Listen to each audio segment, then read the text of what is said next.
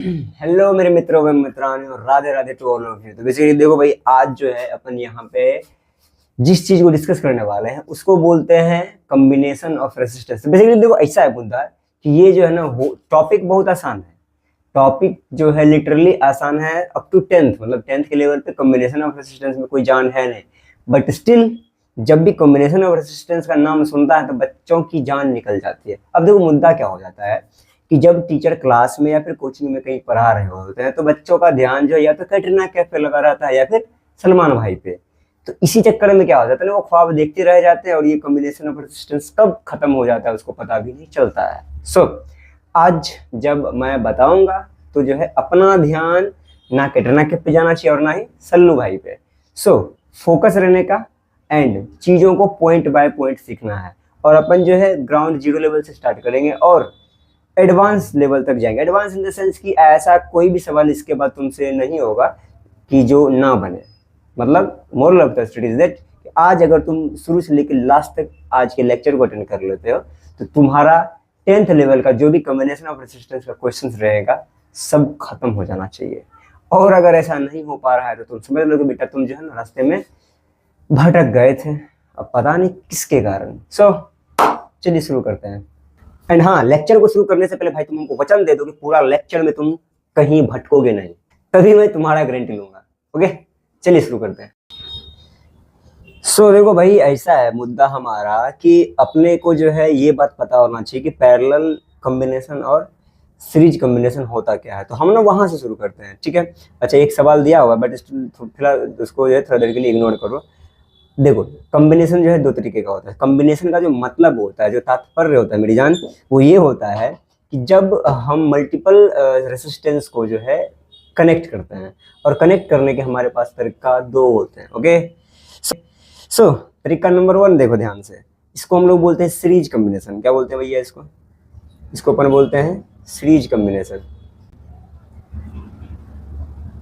Series देखो series combination में क्या होता है, बेसिकली सभी रेसिस्टेंस को जो है इंड टू एंड मतलब एक लाइन से जोड़ दिया जाता है। ओके, एंड देखो उसका जो है फॉर्मेशन कुछ ऐसा होता है। तो वो रेसिस्टेंस है तो उसको क्या करो, ये ऐसे जोड़ दो, फिर दूसरा आया उसको ऐसे जोड़ दो, फिर तीसरा आया उसको ऐसे जोड़ दो, चौथा आया उसको ऐसे जोड़ दो। मतलब इस तरह से एक लाइन से जो है उसको जोड़ते जाओ। तो एक अपना आएगा,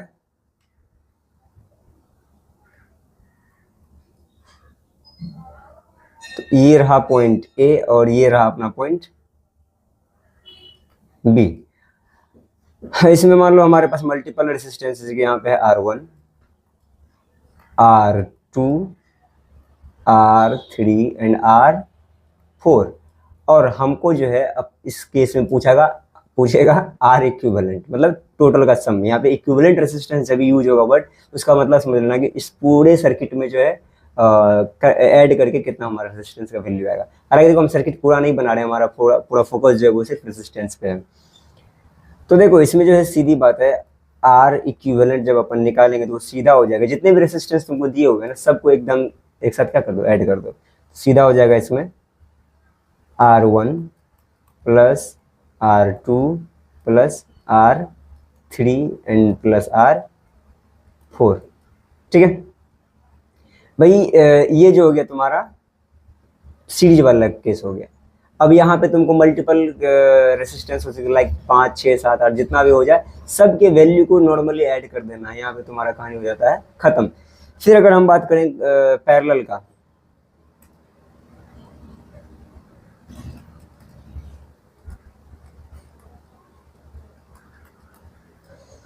तो पैरेलल कॉम्बिनेशन में क्या होता है, वो जो है ना सभी रेसिस्टेंस के एक टर्मिनल को, मतलब लाइक मान लो कि पॉजिटिव टर्मिनल को एक जगह पे और नेगेटिव टर्मिनल को एक जगह जोड़ दिया जाता है। तो उसका जो स्ट्रक्चर बनता है ना, तुमको देखने में कुछ ऐसा लगेगा।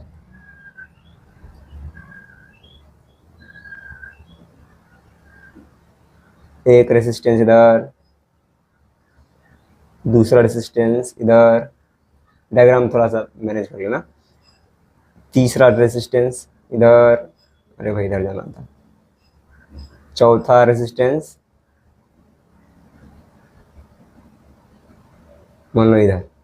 तो मतलब ऐसा ही कुछ डायग्राम बनेगा। ठीक है, तो सब तुम्हारा जो है सारा का सारा एक इंड इधर और एक इंड जो है तुमको इधर दिखेगा।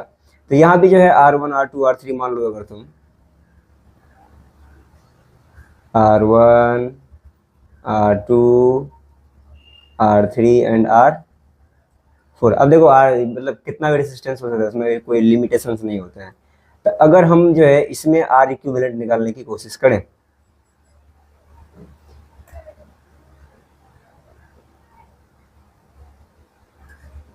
तो इसमें जो है R इक्विवेलेंट आएगा। पहली बात, इसको हम लोग ऐसे लिखते हैं, फॉर्मूला होता है, ठीक है, बराबर 1/R1 plus 1/R2 plus 1/R3 plus 1/R4। तो मतलब ऐसे ही चलेगा, ठीक है।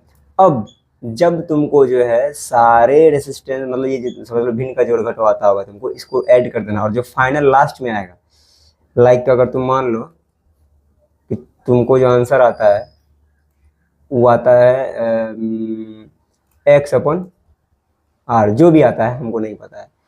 तो फाइनली लास्ट में अपन क्या करेंगे, R इक्विवेलेंट जब निकालेंगे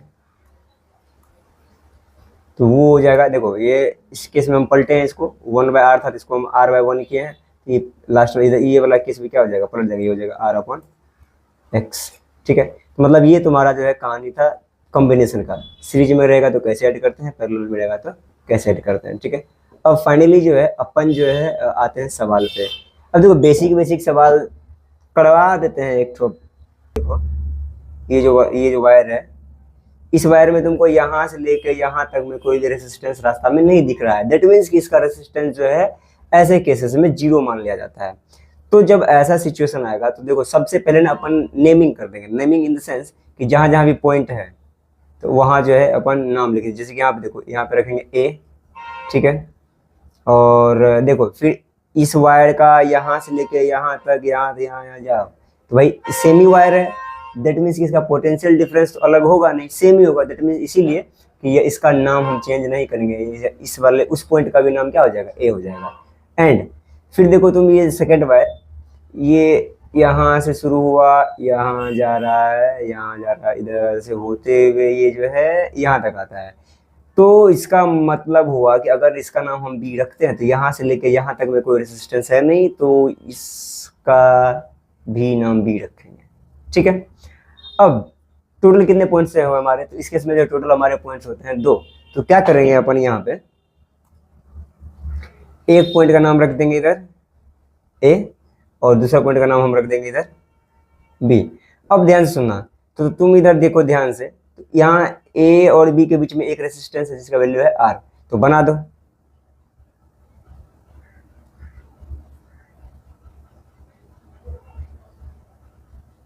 फिर देखो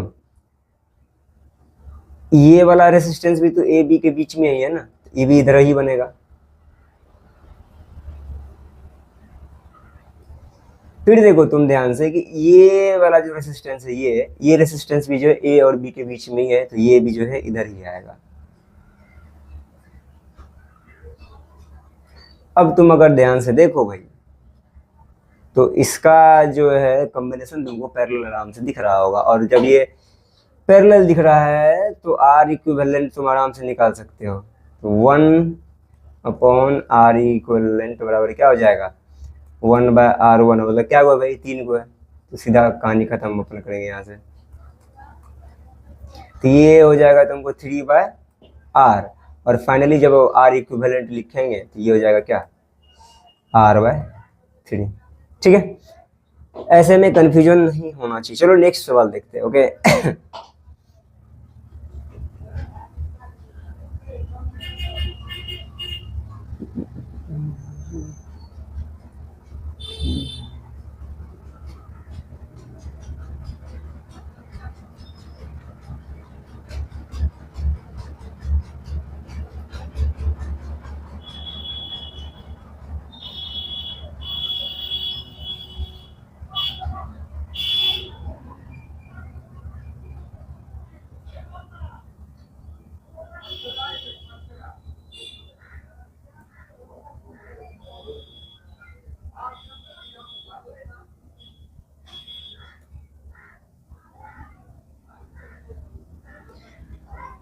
तो भाई इस सवाल को अगर तुम देखो तो ये एग्जैक्टली वैसा ही सवाल है, तो हम लोग सेम वही काम करेंगे। तो सर्किट को देख के पहली बात तो आपको घबराना नहीं है। ओके, सो तुम ध्यान से देखो यहाँ पे, कहाँ है मेरा पेन, हाँ यहाँ पे, ये पॉइंट जो है यहाँ से जा रहा है और यहाँ तक आ रहा है और इसके बीच में कोई भी रेसिस्टेंस नहीं, मतलब दोनों पॉइंट का नाम सेम होता है। सबसे पहला मुद्दा है अपना नेमिंग करना। तो यहाँ पे रखेंगे ए, सॉरी मतलब स्मॉल लो ताकि कंफ्यूजन अपने को नहीं हो, और यहाँ भी हो जाएगा ए। सिमिलरली देखो ये वायर यहाँ से चलता है, यहाँ से होते हुए और यहाँ तक पहुँचता है। दैट मीन्स कि अगर हम इसका नाम बी रखते हैं तो ये वायर सेम है, potential difference same to same है, तो इसका भी नाम हो जाएगा बी। तो टोटल पॉइंट हमारे पास कितने हुए? 2। तो रख दो भाई नाम इसका जो है तुम लिख दो ए एंड सॉरी बी, ठीक है। तो तुम फर्स्ट पॉइंट के फर्स्ट वाले देखो, तो ये देखो ए और बी के बीच में एक है रेसिस्टेंस, जिसका वैल्यू है 12 वोल्ट, सॉरी 12 ओम। तो लिख देते हैं अपन,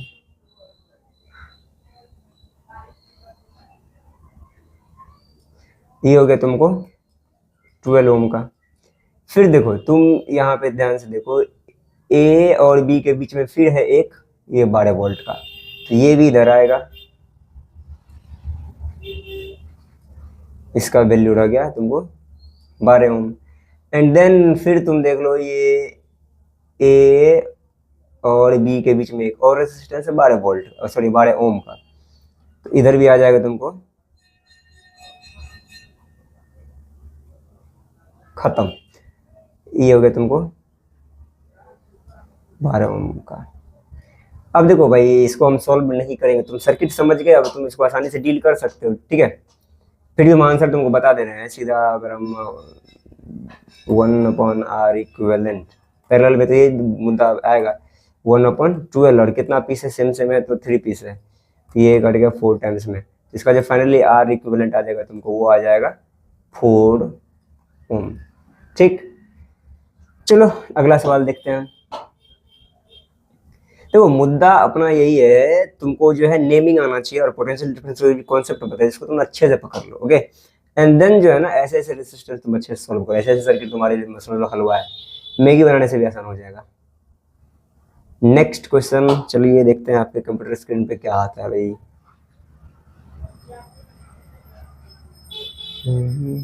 ये रहा आपका अगला सवाल।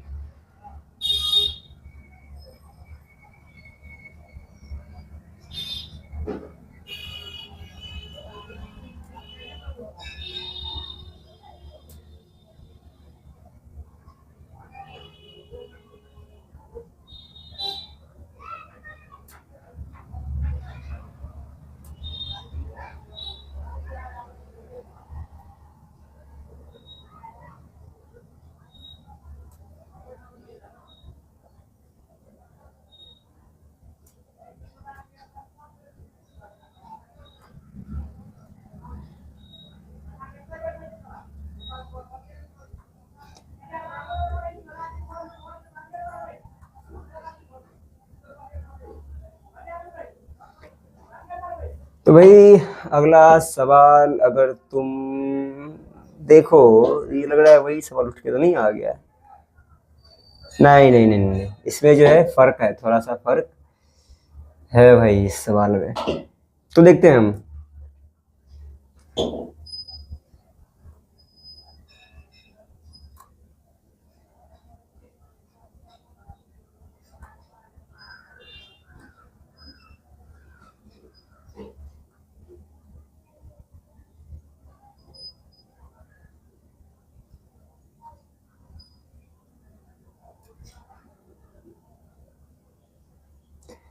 तो मुद्दा वही है कि इसका पहले करो तुम नेमिंग। हाँ ध्यान रखना, अगर किसी वायर के बीच में रेजिस्टेंस आ जा रहा है देन तो पोटेंशियल डिफरेंस अलग अलग हो जाएगा, लेकिन कहीं रेजिस्टेंस नहीं है बीच में देन तो उसका पोटेंशियल डिफरेंस अपन सेम मानेंगे, तो पॉइंट का नाम भी सेम ही रखेंगे। चलो भाई शुरू करते हैं फिर। अगर हम इस वायर को कंसिडर करें, कहाँ है भाई, हाँ यहाँ, इस वायर को कंसिडर करें तो ये यहाँ से यहाँ चलता है, इधर जाता है, इधर से होते हुए यहाँ आता है। दैट मीन्स कि कोई रेजिस्टेंस नहीं है, तो पॉइंट का नाम अपन सेम रखेंगे। तो यहाँ आ जाएगा ए और यहाँ भी आ जाएगा ए। अब लेकिन तुम इस वायर को थोड़ा सा ध्यान से देखो भाई, तो ये यहाँ से आया लेकिन बीच में क्या आ गया, रेसिस्टेंस आ गया। तो क्या इसका पॉइंट जब हम नाम लिखेंगे तो सेम रहेगा? बिल्कुल नहीं रहेगा। अगर इसको हम लोग रखते हैं सी तो इधर आ जाएगा बी, ठीक है। तो हमारे पास टोटल कितने पॉइंट हो गए, ए बी सी, तो हमारे पास टोटल 3 पॉइंट हो गए।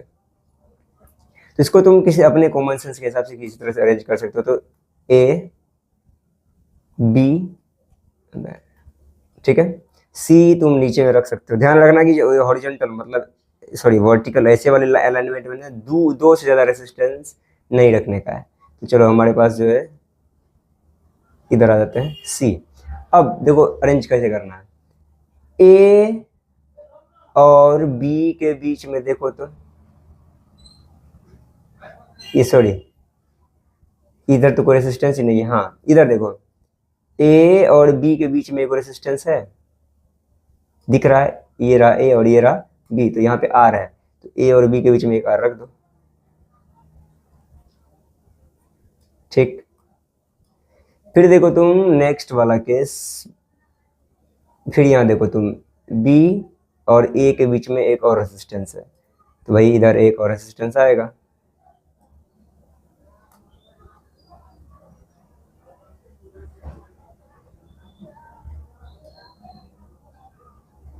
अब फिर देखो तुम क्या बच गया भाई, ए एंड सी, ये रहा ए और ये रहा अपना सी, तो दैट मीन्स कि ए एंड सी के बीच में भी एक रेसिस्टेंस है। तो लिखो भाई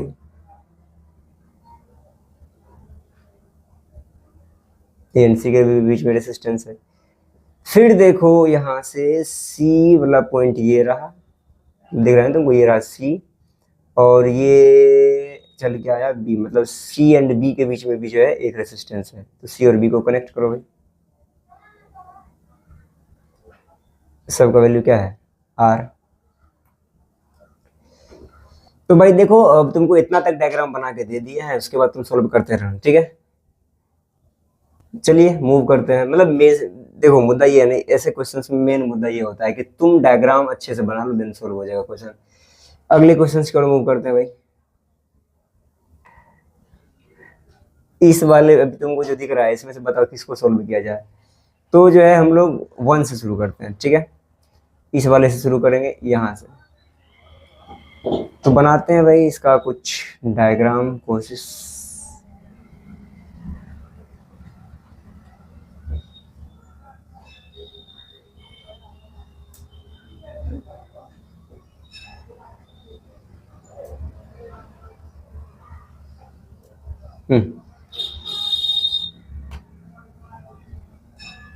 तो देखो भाई कैसा है इसका,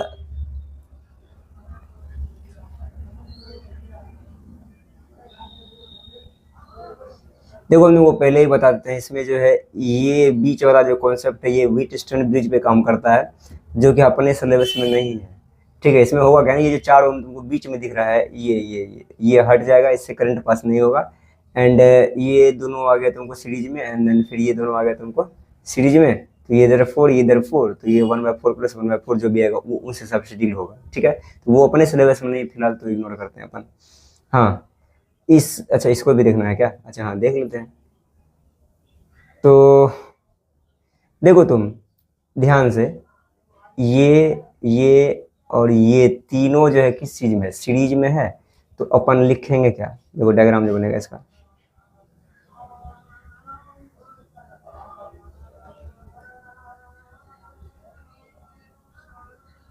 एक इधर आ गया, दो इधर आ गया, तीसरा जो है कुछ इस सब कंबाइन होके इधर आ जाएगा। थोड़ा सा डायग्राम देख लो भाई तुम, तो एक यहाँ है, एक यहाँ है।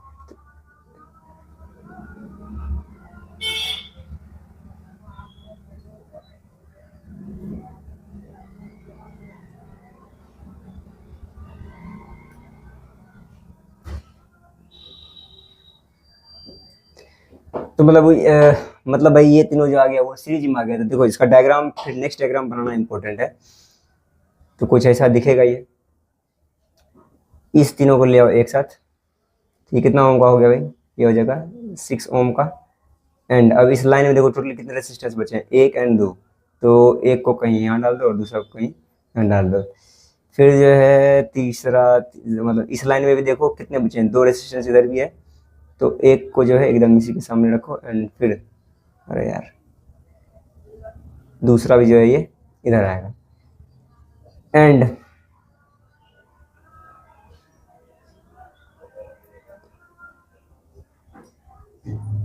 यहाँ पे जो बीच में है इसका वैल्यू है कुछ 6 ओम। ओम हम नहीं लिख रहे हैं। और इधर जो है ये कितना भाई 3 ओम, और ये भी है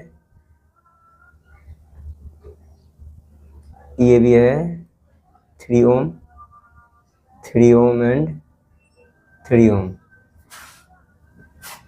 ठीक है, नीचे में भी है 3 ओम। तुम देखो तो ये जो है सीरियली एक सॉल्व होते जाएगा। अब देखो ये 6 ओम और ये 6 ओम तुमको पैरेलल में दिख रहा है। सॉल्व होकर ये सिंगल वायर बनेगा, तो कुछ इसका स्ट्रक्चर ऐसा बनेगा। 1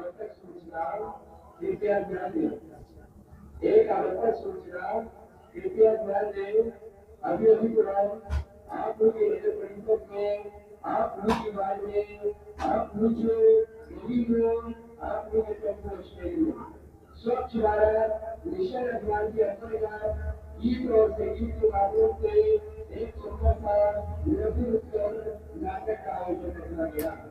तमाम राज्यवासियों से, विधानवासियों से निवेदन है। तो देखो भाई अब ये एक और बच जाएगा यहाँ पे। तुम देखो ये पैरेलल है, तो इन दोनों को सॉल्व करोगे तो 16683, तो मतलब ये तुमको आ जाएगा 3 ओम। अब देखो भाई उतना आता है तुमको, हम मान के चलते हैं। तो ये हो जाएगा 3 ओम। कैसे होगा 1/6 अपन 1/6 को इक्विवेलेंट निकालेगे तो यहाँ पे आ जाओगे तुम। फिर ये भी है तुम्हारा 3 3